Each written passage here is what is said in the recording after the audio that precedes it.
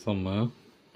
இப்போது 2 பாலினாமியல் கொடுத்துட்டு அவங்க என்ன கேட்குறாங்க, ஜிசிடி கேட்குறாங்க. இப்போ நம்ம ஈஸியாக கண்டுபிடிச்சிடலாம் அதை. இப்போ பாருங்கள், இந்த ஃபஸ்ட்டு டேர்மில் எப்போவுமே நான் நம்பர் வச்சுக்கூடாதுன்னு சொல்லிக்கிறேன் இல்லையா? அப்போ நம்பர் எடுத்துடலாம், காமன் டேர்மாக வச்சுருந்தா. இப்போ என்ன பண்ணலாம், ஃபஸ்ட்டு பாருங்கள், 6 வெளியே எடுத்துடலாம்.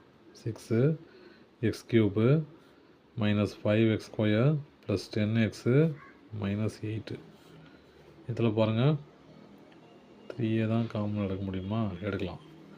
எடுத்தால் X cube minus 4x square plus 7x minus 6.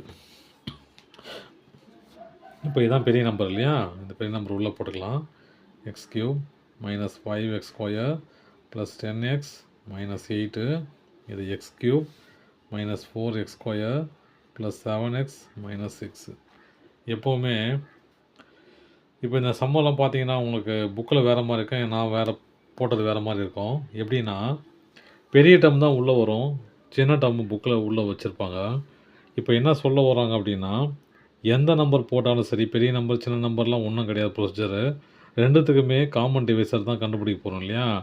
சின்ன நம்பர் போட்டால் கொஞ்சம் கஷ்டமாக சுற்றி போகும், சம்மு கொஞ்சம் எக்ஸ்டெண்ட் ஆகுமே தவிர மற்றபடி சொல்யூஷன்லாம் கிடச்சிரும்.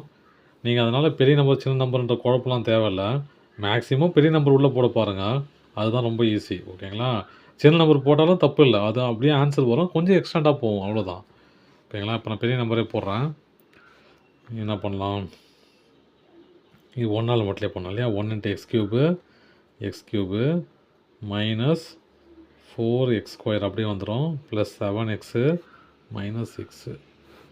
மைனஸு ப்ளஸ்ஸு மைனஸு, இது ப்ளஸ்ஸு. இப்போ என்ன வரும், மைனஸ் எக்ஸ் ஸ்கொயரு, அப்புறம் ப்ளஸ் 3x, அப்புறம் மைனஸ் 2 இல்லையா? மைனஸ் 1 வெளியே எடுத்துட்டா மைனஸ் 1 எடுத்துட்டா X square minus 3x plus 2. சின்ன நம்பர் வெளியே வந்துடும், பெரிய நம்பர் உள்ளே போயிடும் இல்லையா? அப்போது X square minus 3x plus 2 X cube minus 4x square plus 7x minus 6. இப்போ என்ன பண்ணலாம், எக்ஸால் மல்டிப்ளை பண்ணலாம் இல்லையா? X into X square, X cube minus 3x square, அப்புறம் ப்ளஸ் 2x. சப்ராக்ட் பண்ணால் ப்ளஸ்ஸு மைனஸு ப்ளஸ்ஸு கேன்சல் ஆகிடும். இது மைனஸ் எக்ஸ் ஸ்கொயரு, அப்புறம் plus 5x minus 6. 2x square இருக்குது இல்லையா?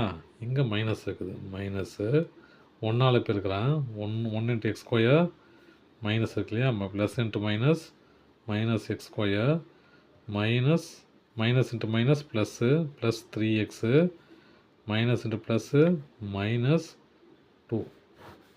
மைனஸ் பண்ணால் ப்ளஸ்ஸு மைனஸு ப்ளஸ்ஸு கேன்சல் ஆகிடுச்சு. மிச்சம் என்னது, 2x மைனஸ் 4.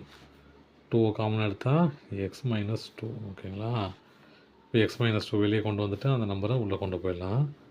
2x மைனஸ் 2, வெறும் எக்ஸ் மைனஸ் 2 தான் அது. X square minus 3x plus 2. எதால் மல்டிப்ளை பண்ணது கேன்சல் ஆகும், எக்ஸால் மல்டிப்ளை பண்ணலாம் இல்லையா? X into x X square minus 2x cancel பண்ணலாமா? மைனஸு, இது ப்ளஸ்ஸு, மிச்சம் என்னது, மைனஸ் எக்ஸ் ப்ளஸ் 2. மைனஸ் இருக்கு இல்லையா? மைனஸு 1. ஏன் ரெண்டும் எக்ஸ் ப்ளஸ் 2, இதுவும் எக்ஸ் மைனஸ் 2 இல்லையா? மைனஸ் தான் மிச்சமாகுது, வர டிஃப்ரென்ஸ் வருது இல்லையா? இந்த மைனஸை தூக்கிட்டு அங்கே போட்டாலே பிரச்சனை இல்லை, இந்த சம்மு சால்வ் ஆகிடும். 1 × x minus into plus minus x minus into minus plus 2. பாருங்கள், சப்ராக்ட் பண்ணால் ப்ளஸ்ஸு, இதை மைனஸ், ரெண்டுமே 0 ஆயிடுச்சு. அப்போது அந்த 2 பாலினாமியலோட ஜிசிடினாது x minus 2, 3x minus 2. Common 3 வெளியே எடுத்தோம் இல்லையா? அதனால். ஓகேங்களா? தேங்க்யூ.